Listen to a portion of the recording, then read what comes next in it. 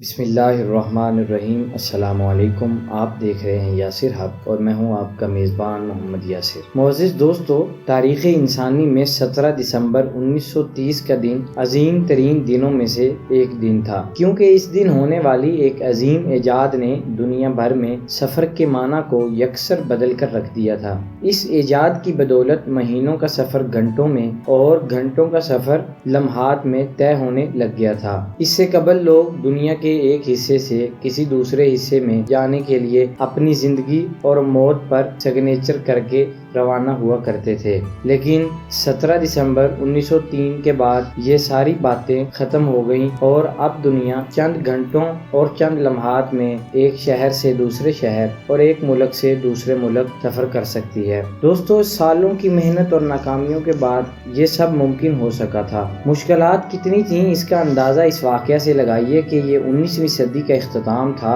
اور امریکہ کے شہر اوہایو کے ایک چرچ میں لوگ ہزاروں کی تعداد میں جمع تھے اور ہمہ گوش تھے۔ ان کے درمیان میں ایک شخص کھڑا بڑی زناٹے دار تقریر کر رہا تھا اور لوگ اس کی معروضات سماعت کر رہے تھے۔ مقرر کا جوش دیدنی تھا، یوں لگ رہا تھا کہ شاید وہ کسی حساس مسئلہ پر گفتگو کر رہا ہے۔ مسئلہ کیا تھا؟ وہ کہہ رہا تھا کہ لوگوں، آج کا انسان سائنس میں اتنی ترقی کر چکا ہے کہ اب سائنس اپنی آخری حد تک پہنچ چکی ہے، لہٰذا اب کسی نئی ایجاد کا امکان باقی نہیں رہا۔ اب اگر سائنسی ترقی کے نام پر کچھ خرچ کیا گیا یا کچھ حاصل کیا گیا تو وہ بالکل اسراف ہوگا، اور اسراف والے کام کرنا دین مسیح میں گناہ ہے۔ یہ پادری اکثر درس دیتے ہوئے کہا کرتا تھا کہ خدا نے اڑنے کی صلاحیت پرندوں کے علاوہ صرف اور صرف فرشتوں کو ہی ودیت کی ہے، لہٰذا ان دو مخلوقات کے علاوہ کوئی بھی فضا کا سینہ چیر کر سفر نہیں کر سکتا۔ اور اس پادری کا نام رائٹ تھا، اور یہ آنے والے وقت میں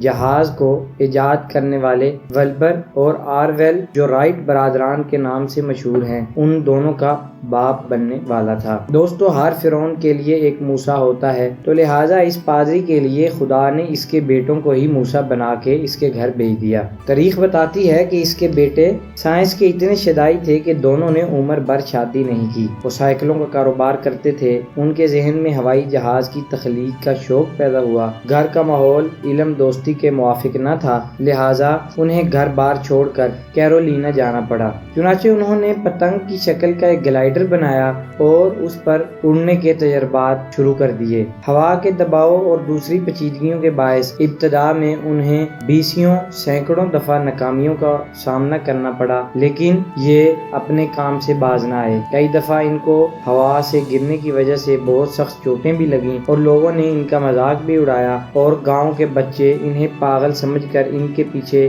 دوڑیں بھی لگانے لگ گئے، لیکن انہوں نے ہمت نہ ہاری اور اپنے کام میں محنت اور اخلاص سے لگے رہے۔ آخرکار انہوں نے 805 پاؤنڈ کا ایک جہاز تیار کیا جس میں 180 پاؤنڈ کا انجن تھا، جس کو ولبر چھوٹے بھائی نے پہلے ٹیک آف کیا اور پھر بڑے بھائی نے 20 سیکنڈ تک مسلسل 120 فٹ طویل اس کے ذریعے پرواز کی۔ یوں 17 دسمبر 1903 کو انہوں نے اپنے ہوائی جہاز کے تجربے کے دوران 4 پروازیں کیں، جن میں سب سے اونچی اڑان 852 فٹ کی تھی۔ امریکی حکومت نے حوصلہ افزائی کے طور پر انہیں اپنی افواج میں ہوا بازی کا سکول کھول کر وہاں استاد مقرر کر دیا۔ دوستو، 850 سال پہلے چنگیز خان نے کہا تھا کہ دنیا میں انسان سے بڑی اور مضبوط دیوار کوئی نہیں ہوتی۔ اگر انسان اندر سے مضبوط ہے تو اسے کسی دیوار، قلعے یا فصیل کی ضرورت نہیں، اور اگر انسان اندر سے ہی کمزور ہو گیا تو کوئی دیوار اور قلعہ اس کی حفاظت نہیں کر سکتا۔ اب ہمیں یہ دیکھنا ہے کہ ہم اپنے کام